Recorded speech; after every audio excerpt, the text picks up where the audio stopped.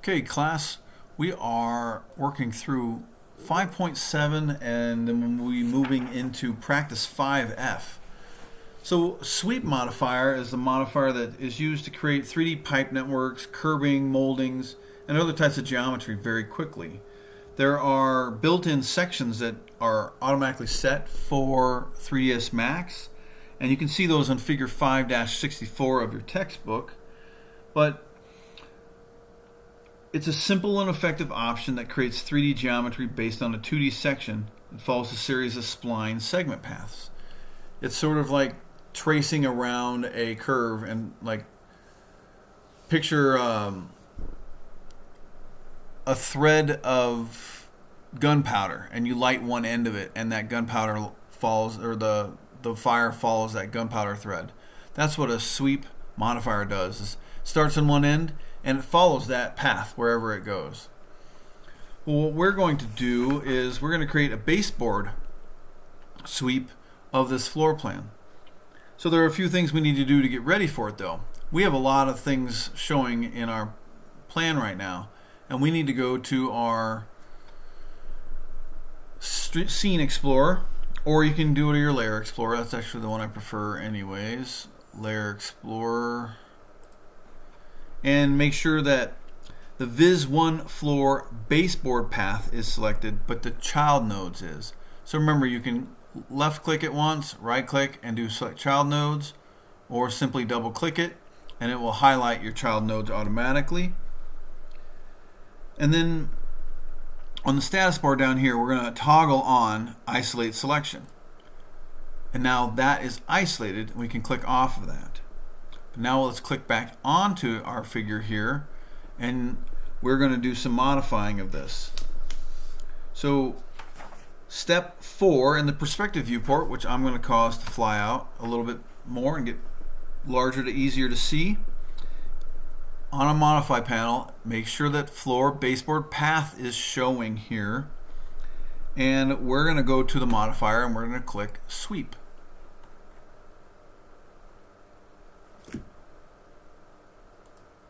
So it has its shape there already.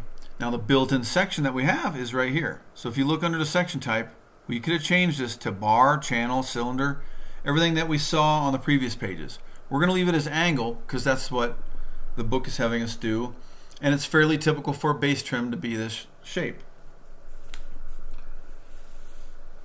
Under interpolation rollout down here, which is typically what we're talking about as smoothness. I want to zoom into the end of one of these if I can.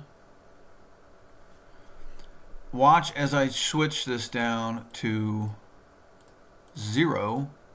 It's just got a chamfer there now instead.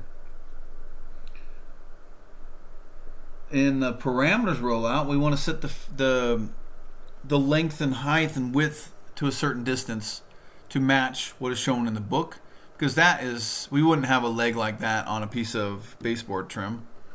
Our length is 6, that's fine, that's this length. You'll see that if I were to change that, it shrinks down. We want to keep it at 6 inches.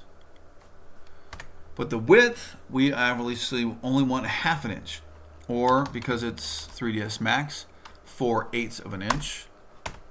And the thickness of this trim we want to be 2/8 of an inch, or 1/4 of an inch. Change our corner radius to, or leave that at 0. The corner radius 2, though, is going to be 1/8 of an inch, and we'll leave the edge radii at 0. Come down a little bit further, and we, on figure 5-69, we have a few more things we need to change. So the angle is still facing outward. The wall is on this side of it, so this leg would be pushing into the wall. We need to reverse that. So as we come down, we want to mirror on the XZ plane, and as we do that, it flips direction. Now just so you know, and test it for yourself, click on the mirror on the XY plane, and it reversed the leg and put it on top. So even if you didn't understand what it meant to mirror on the XZ plane, you could at least just test it to see what the change was. We're going to keep the X offset, Y offset, and angle the same. We're going to remove smooth path, and we're going to place our pivot to the bottom right.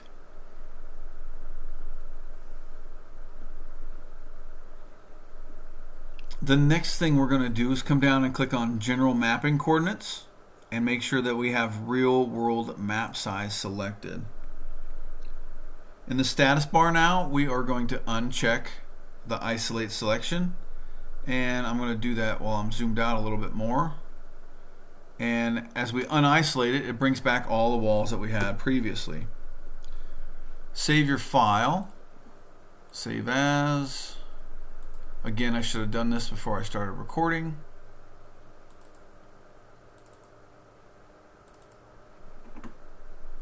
Sweep Modifier. I'm redoing it from what we did in class earlier today. Save. Yes. So now we had this problem in the, it wasn't a problem, but a question that was asked in class earlier. It asked us to go to our front viewport, so I'm going to highlight that and expand it out. Click on the front. We're going to change it to cameras and then camera 002-door. That was previously set up. You can see it right here. And then notice I can't zoom in and out at this location. It's where it needs to be because the camera was set up with certain parameters and it doesn't want to move from that point. We can zoom in a little bit later in a different way. But for now, let's go to, instead of wireframe, we're going to go default shading and edged faces. Edged faces is already on. So pay no attention. The coloring is really odd right now, but that is fine. Notice that the baseboard runs straight through your door opening. So click anywhere on the baseboard to select it. I've got it already highlighted. It's baseboard path right here. And now I'm already on Modify. And in the modifier stack in editable spline, we are going to select vertex. Now this sweep now went to a 2D line, and it's going to allow us to trim it out. So in the modifier stack, select vertex. In the viewport, now we're going to go down here and we're going to refine this editable spline by vertex mode. Refine. Now if you, as I hover over it, now you'll notice that there are a plus symbol there, and this is where we're going to refine our points. Now remember, if you want to get accurate, this is where we can change some functions here. Let's try to go to 3D, snap 3D toggle. Now we've got some pieces here that'll work, and I want to zoom in a little bit more. So I'm going to change it from camera to perspective, which keeps us at the same view that we see, but I'm allowed to zoom in now. So I'm going to select that point for the first point and the end point here for the second point. In fact, so those should both be selected at the trim pieces. Now I can go back to my camera, and once you've done picking those points, you're going to unhighlight, or sorry, we're not done yet. We have segment. Now I'm going to select this segment here. I want to turn my snap off. Why is that? Oh, because refine, I need to turn refine off. Because I did refine another vertex, there I created another point, I'm going to have to hit delete twice, which is no problem. So now in the modifier stack, select sweep, and it brings sweep back in, and it brings it back up to its full drawing shape because we have edited it out of the edit spline. Maximize the viewports to show it all, but what I want to do is show you guys how accurate it became. It actually butts up correctly against that trim now. And you would see that on the other side as well. Actually, I missed it on this end. Not a problem. Actually, I'll take the time right now to fix that. So baseboard path, edit. I'm going to edit vertex, and I'm actually going to select and move. I'm going to drag that in with 3D. It should have moved to there.